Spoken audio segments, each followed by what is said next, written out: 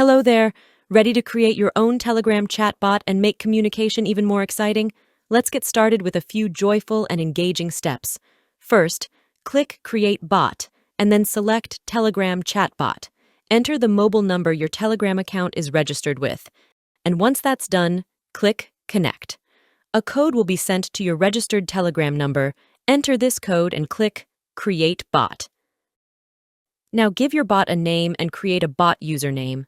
Remember to add _bot at the end of the username. It might take a few tries to find a unique username that hasn't been taken, so be patient. Once you have a unique username, click Create Bot.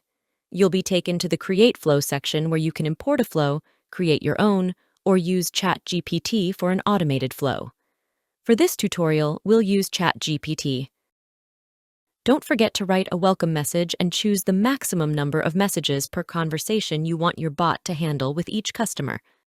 Finally, click Train Your AI. For detailed instructions on training your AI chatbot, please refer to our How to Train Your AI Chatbot tutorial.